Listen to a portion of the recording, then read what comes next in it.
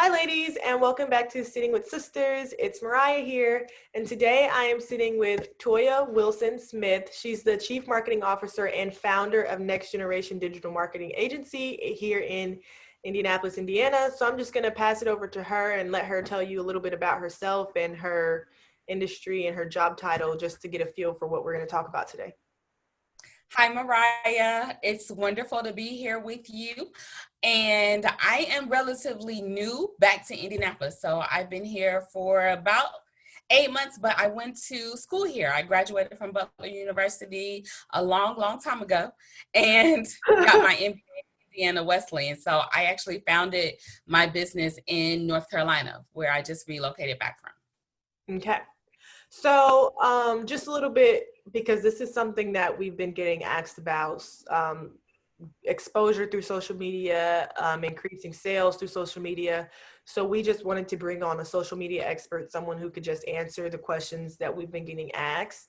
So what would you say that your official, what would you say is your niche, or what would be your, your expertise, I guess? So my expertise is actually search engine optimization and helping small business owners get discovered by new prospective customers and clients to sell more of their products and services to increase their bottom line revenue. So that's my specialty, or I should say my specialty / expertise. But I own a full service marketing agency. So we actually design websites, we do social media advertising, content creation, and SEO for small business and medium-sized businesses. Okay. So just me majoring in marketing in college, I know that when I'm reading these questions that ladies are sending in, the answer to their questions is SEO, search engine optimization, and a lot of them don't even know what that is. So what is search engine optimization, and why is it so important for small businesses? So SEO, or how it's officially known, search engine optimization, is essentially the organic way that users through search engines like Google, Yahoo, and Bing discover new content such as websites, videos, podcasts, or social media accounts. I like to say that when people are looking for the answers to a question or a problem, whether it's through products and services or just education, you want your website to be one of the first places that they discover. Yeah. If you can do that, then you will actually turn your business lead generation service or efforts from having to hunt for new clients and new customers to being the hunted. Yeah. So how would you say, and I think it depends on the platform and things like that. How do you, not necessarily that we work SEO, but like how do you program that on your social media or on your website? How do you make it so that you're that first business that pops up? So let me explain first that Google is always doing updates, right? So Google is the most popular search engine by far.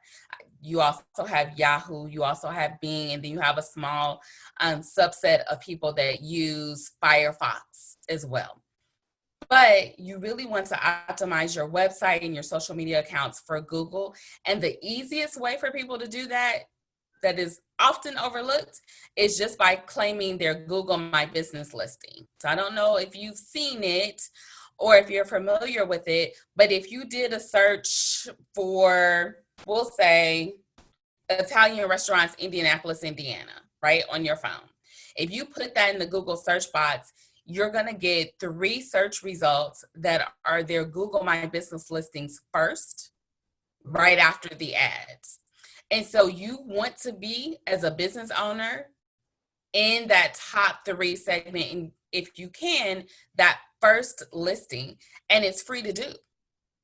Okay. All you have to do is go to Google. You can search Google My Business, 3 words, and click claim my listing and add information like your business hours, your address, your phone number, the name of your business, a description, and then I usually recommend 15 to 20 images and a short video that you can do yourself because that's going to go a long way in helping you get to that what's called the Google 3-pack. Okay. And would you say that a lot of your clients or even the people that you see, small businesses, would you say that they usually don't have a Google My Business account?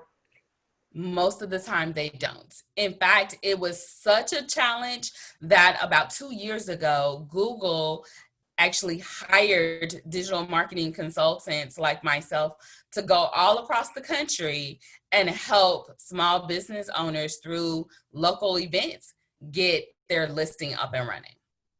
Okay. So that's huge because Sisters Alliance is not a Google My Business, but it will be after this call. Yes. Yes, for sure do that because it's one of like Google's free resources. Google has about 35 free resources for small business owners. So if Okay. you don't have a website, Google provides that for free. No hosting fees, no anything. You need a phone number, Google Voice has you covered with that as well. So Google My Business is just one of several free resources that are beneficial for businesses. Now, just as a caveat, if let's say with COVID, you're working from home or you just started a side hustle and it's based out of your home, you don't want to put your home address online, right? Yeah. But Google My Business will allow you to check, please do not show my address, only show my service area. So you want to make sure if you're starting a home-based business that you check that for security reasons. Okay. Okay, great. Because I feel like this is essential and no one really, I don't feel like it's something that we often pay attention to because you just assume that Google just picks these people who they put at the top and you don't really know how they got chosen, but you know that that's usually what you click on is the first three if it's there. And then if it's not the first three, you assume you typed in something wrong and you type it in again in a different way. Exactly. Yeah. Exactly. It's so powerful. We had a water damage restoration company in Wilmington come to us for search engine optimization. And with that alone, they went from getting like 2 or 3 phone calls a day from prospective customers to getting over 15 after a week of their listing being live. So it really can redirect paying customers to your business. Okay. Great. Okay, so the next topic is, and I think you might have covered this, but if you have something else, that would be great.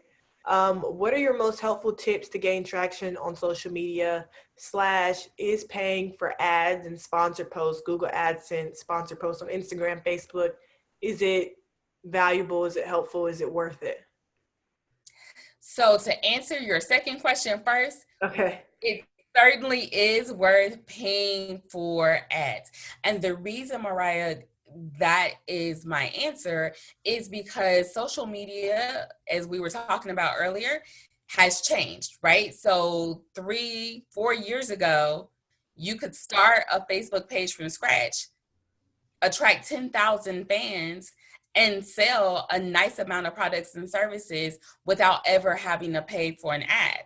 But Yeah. now, with the algorithm being what it is, you could be posting your heart out and actually getting discouraged because you don't realize that people don't see your content. It's not that they dislike it, they just don't see it. So $10 a day in terms of an ad budget would go a long way to getting visibility for your content.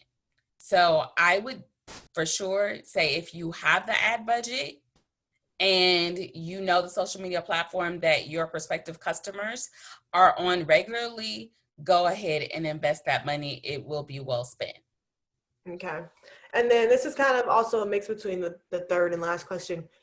Um, do you have any recommendations for creating content to post? And do you think that one platform is better than the other?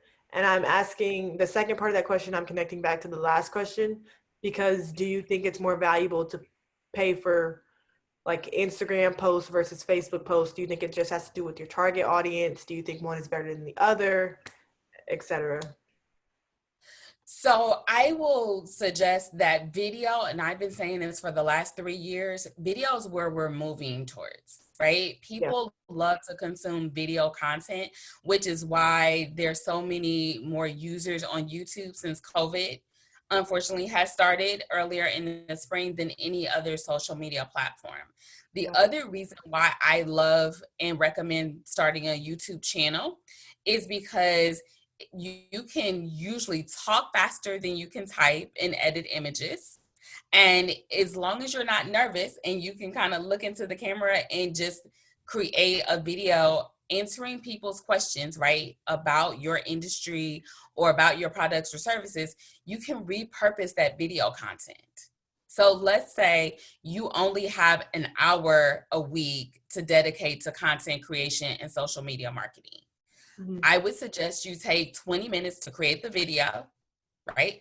And if you need help thinking about content for the video, I often say take out a pen and a sheet of paper and write down the 10 frequently asked questions you get from either people thinking about doing business with you or people when they first start working with you. So whatever those top 10 most popular questions are that you get over and over again, you can create 10 videos to answer each one of those questions. Then once you record the video, you can actually have that video audio, right, transcribed. That can be a blog post. Pause. Then you can take a sentence from that blog post and turn it into a quote image and use those other pieces of content on other social media platforms like Facebook, Instagram, and or LinkedIn. That's genius.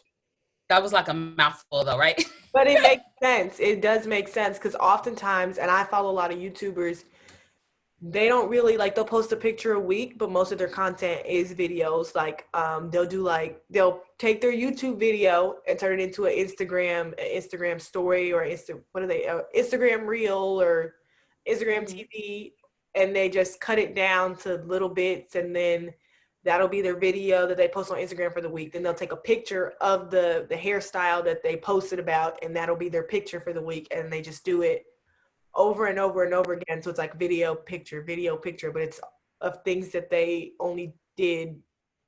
They took one day out of the week to do all three of those posts. Exactly, because I think we get caught up in the fact that we feel like we need to be on every single platform, Mm-hmm. right? And the real challenge is how do you create enough content to show up authentically on every single platform? You need time to eat and sleep. So my recommendation is always pick the platform that most of your prospective customers are at Okay. and the one that you like and you feel the most comfortable on, right? So if you just don't like being in front of the camera, video is probably not for you. You might want to just create written content. So Medium, where you can post articles or articles with pictures, can be a platform, and then you take those pictures and put them on Facebook and or Instagram.